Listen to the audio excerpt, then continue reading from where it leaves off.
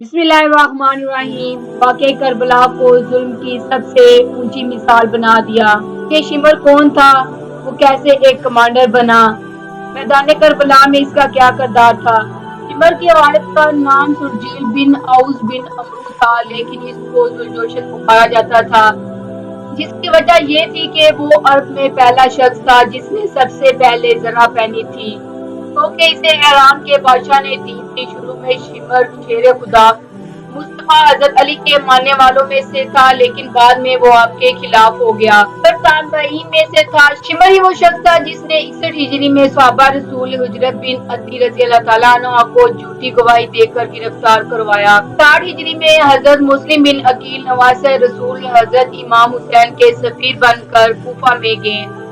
हजरत मुस्लिम बिन अकील की आमद के बाद यजीद ने अबैदुल्लाह को कूफा का गवर्नर बना दिया, तो अबैदुल्लाह इब्ने ज़ियाद ने शिमर को, जो कि इस वक्त एक सिपाही था, इसको कमांडर बना दिया और हजरत मुस्लिम बिन अकील के हामियों को मुंतशिर करने की मुहिम पर लगा दिया। शिमर ने कमान मिलते ही मुसलमानों पर फितना अंगेजी के इल्जाम बांधे और इनको सिपाहियों की मदद से खौफजदा किया, और फिर इब्ने ज़ियाद के हुक्म से ही हजरत मुस्लिम बिन अकील को शहीद कर दिया गया। 61 हिजरी मुहर्रम में जब नवासे रसूल करबला पहुंचे, तो इस वक्त करबला में कूफी फौज का सिपा सलार उमर बिन साद था, जो कि खूनरेजी बचने और पुरअमन राह हल के दर पे था।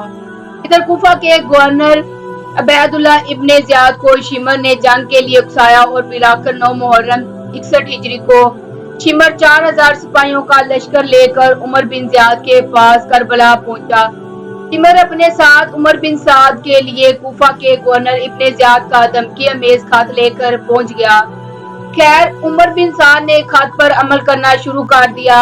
या तो नवासे रसूल हजरत इमाम हुसैन बैत कर जाएं या फिर जंग। शिमर करबला में सिपाहियों का अमीर मुकर्रर हो गया, क्योंकि शिमर हजरत अब्बास अलमदार की वालदा मारिदा उम्मुल बनीन के किबले से ताल्लुक रखता था, इसलिए इसने हजरत अब्बास अलमदार को पेशकश की और वो इसके भाई करबला से चले जाएं तो इनको गवर्नर इब्ने ज़ियाद की पनाह दे दी जाएगी। जब हजरत अब्बास ने अमाम नामा पकड़ा, तो इसके 2 टुकड़े करते हुए फरमाया, मैं और मेरे भाई नवासे रसूल से बगावत हरगिज ना करेंगे। हिम्मत है तो मेरे सामने आकर मुकाबला करो।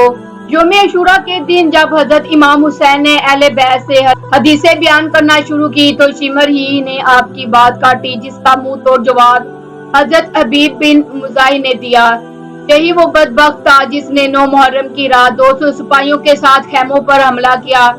जब हजरत इमाम हुसैन मैदान में आए, तो शिमर ही था जिसने फौजियों को हुक्म दिया कि वो दूर से ही यकबारगी से तीरों की बरसात करो, क्योंकि हम शेर खुदा के शेर का मुकाबला ना कर सकेंगे। हजरत इमाम हुसैन को शहीद करने वाला शिमर ही था। इसने बाद में इनके जज्दे मुबारक पर घोड़े भी दौड़ाए कि खलीद बिन यजीद नवासे रसूल का सर काटने के लिए आगे बढ़ा, लेकिन हाथ कांप गए। फिर शकील कल्ब बदबख्त इंसान दलील सनान बिन अंस आगे बढ़ा और इनाम काम की लालच में इमाम अली मुकाम का सर तन से जुदा किया। इसी तरह मोहम्मद बिन अमरू से रवायत है कि हम सैयदना हुसैन के साथ करबला में मौजूद थे कि जब शिमर का सीना नंगा था, तो नवासे रसूल फरमाने लगे। रसूल सल्लल्लाहु अलैहि वसल्लम ने फरमाया कि गोया मैं इस सफेद दागों वाले कुत्ते की तरफ देख रहा हूँ जो मेरे अहले बैत में मुंह मार रहा है। शिमर बर्स के दागों वाला था। शहादतों के बाद 11 मुहर्रम को उमर बिन साद और शिमर 72 शुहदा करबला के सर लेकर कूफा इब्ने ज़ियाद के दरबार पहुंचे, और यहाँ से इब्ने ज़ियाद और इसके काफिले को शिमर और इसके साथियों के हमरा दरबार यजीद के लिए शाम रवाना करता है, जहाँ बहुत ही दिलखराश वाकयात पेश आते हैं।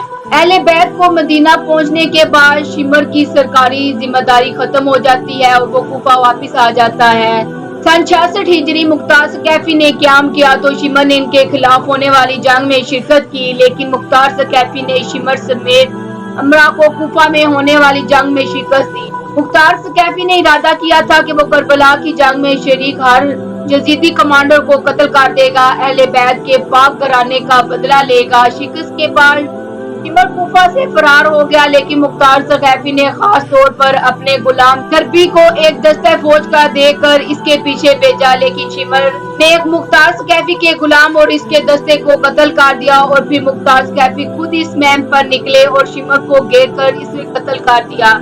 اس کا سر گردن سے اتار کر کالا کر کے نیزے پر لٹکا کر پورے کوفہ میں گھمایا گیا، اور اس کے دھڑ کو پہلے کھولتے ہوئے تیل کی دیگ میں ڈالا اور پھر کوفہ کے بازار میں جنگلی کتوں کے آگے ڈال دیا، اور پھر شمر کا سر محمد بن حنفیہ کے پاس مدینے بھیج دیا گیا، جنہوں نے نواسہ رسول حضرت امام حسین اور اہل بیت کو شہید کیا۔ ان کا انجام یہ ہوا کہ سب کے سب قتل کر دیے گئے، جن میں سے کچھ کے سر کاٹ دیے گئے اور ان کے جسم کو کتوں کے آگے پھینک دیا گیا، اور ان کی اینٹ سے اینٹ بجا دی گئی۔ بے شک اللہ پاک بہترین حساب کرنے والا ہے، اور یہ وہ لوگ تھے جن کا انجام اس دنیا میں بدترین ہوا، اور یقیناً قیامت میں بھی بدترین عذاب کے مستحق ہیں۔ اللہ تعالی ہم سب کے دلوں کو بھی اہل بیت کی محبت سے منور کر دے۔